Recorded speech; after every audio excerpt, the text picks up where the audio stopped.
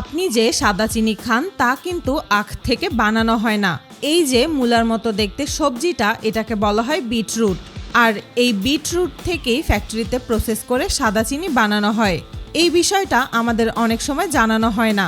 তো চলুন আপনাদের দেখাই কিভাবে এই বিটরুট থেকে সাদা চিনি তৈরি করা হয়, এর ভেতরে কি কি মেশানো হয় আর কেন সাদা চিনি বেশি খাওয়া আমাদের জন্য ভালো নয়।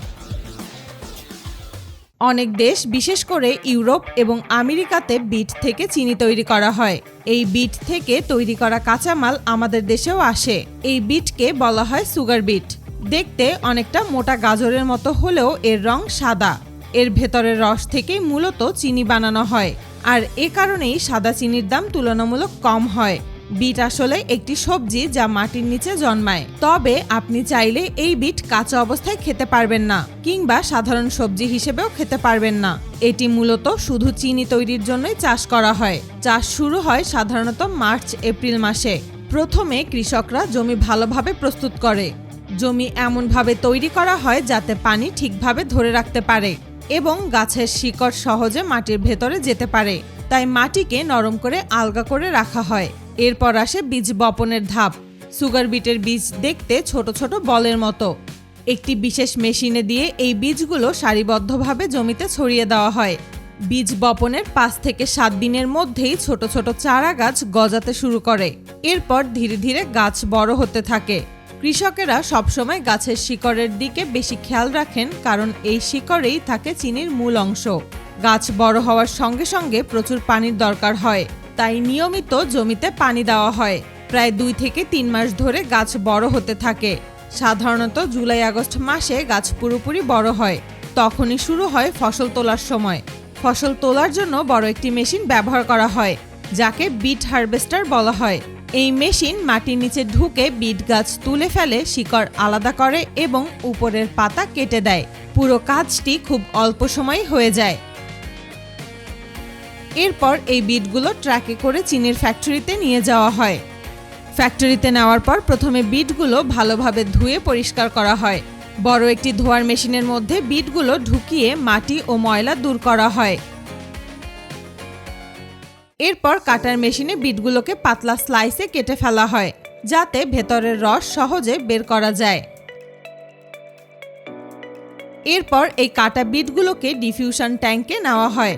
এটি বড় একটি গরম পানির ট্যাঙ্কের মতো। এখানে গরম পানির সাহায্যে বিট থেকে রস বের করা হয়, অনেকটা চা বানানোর মতো প্রক্রিয়া। তবে এখানে চা পাতা না দিয়ে বিট ব্যবহার করা হয়।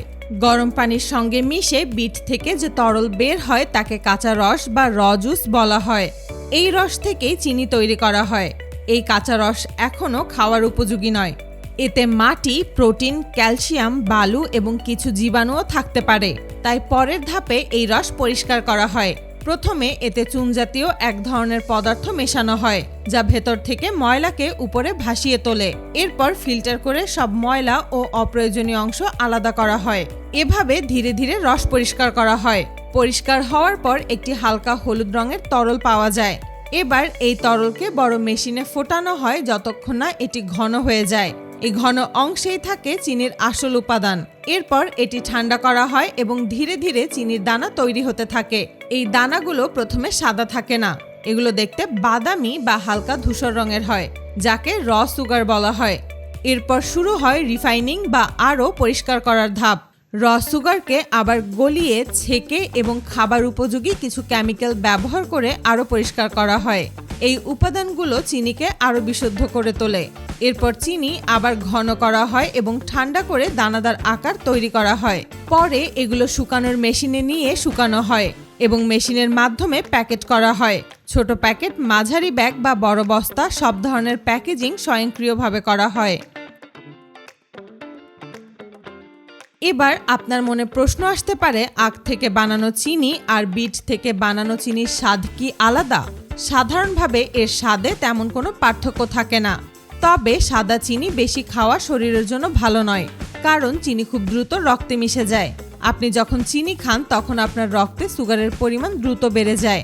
তখন শরীর ইনসুলিন তৈরি করে সেটাকে নিয়ন্ত্রণ করার জন্য। কিন্তু আপনি যদি নিয়মিত বেশি পরিমাণে চিনি খান তাহলে শরীরে ইনসুলিন ঠিকমতো কাজ করা বন্ধ করতে পারে। তখন ডায়াবেটিক্স হওয়ার ঝুঁকি বেড়ে যায়। তাই বেশি চিনি খাওয়া এড়িয়ে চলাই ভালো।